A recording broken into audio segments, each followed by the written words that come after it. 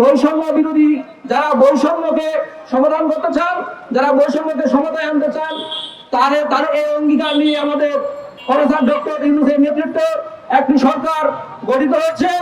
সেই সরকারের নেতৃত্বে আমাদের এই দেশ পরিচালিত হচ্ছে।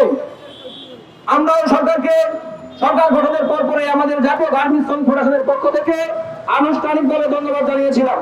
কিন্তু আমরা অত্যন্ত দুঃখের সাথে লক্ষ্য করছি, বাংলাদেশে গার্মেন্টস মালিকরা ওই সরকার গঠনের পর থেকেই তারা যে সকল মালিকদের সমর্থ ছিল সঠিক সময়ে বেতন ভাতা পরিশোধ করার জন্য অত্যন্ত পরিকল্পিত ভাবে ওই সকল মালিকদের মাঝখান থেকে কিছু কিছু মালিক এই শিল্পে বিশৃঙ্খলা সৃষ্টি করে রাখার জন্য তারা বিভিন্ন সময় বিভিন্নভাবে বিভিন্ন গার্মেন্টস বন্ধ করে দিচ্ছে, বিভিন্নভাবে শ্রমিকদেরকে বেআইনি ছাঁটাই করছে, কিন্তু শ্রমিকদের যে পাওনা তা পরিশোধ করা হচ্ছে না।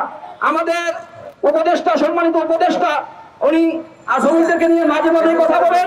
আমি ওনাকে পরামর্শ দিব, উনি এই আন্দোলনের মধ্যে বৃহত্তর ভূমিকা রেখেছেন, কিন্তু শ্রমিক শ্রেণীর ব্যাপারে বা এই সেক্টরের ক্ষেত্রে কোনো সিদ্ধান্ত দিতে হলে বা কোনো কমিটি করতে হলে বা কোনো কথা বলতে হলে যেন একটু চিন্তা ভাবনা করে কথা বলেন। আমরা কিছুদিন আগে বারবার লক্ষ্য করছি ওনার কথাই শ্রমিকদের যে শ্রমিকরা আহত হয়েছে।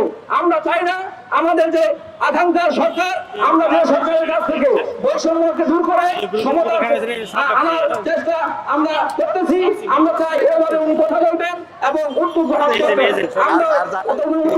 আমরা সমাধান করতে সহযোগিতা করতে চাই। আমরা লক্ষ্য করছি বিজিএমই একদম দায়িত্ব নিচ্ছে না, একদম হাত পা গুটিয়ে তারা বসে আছে, মালিকদের ব্যাপারে কোনো দায়িত্ব নিচ্ছে না।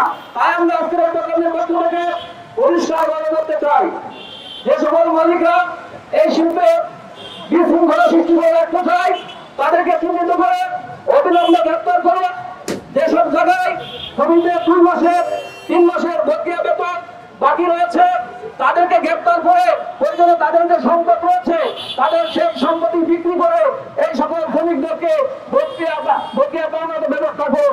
আমরা একদিকে লক্ষ্য করছি আমাদের দেশের গার্মেন্টসের মালিকদের সন্তানেরা স্বাস্থ্য বেশি হয়ে যাওয়ার কারণে, অতিরিক্ত মোটা হয়ে যাওয়ার কারণে তারা ভিড়ে যাচ্ছে স্বাস্থ্য কমানোর জন্য। অন্যদিকে লক্ষ্য করছি আমাদের দেশের শ্রমিকের সন্তানেরা 2 মুঠো ভাত পাচ্ছে না।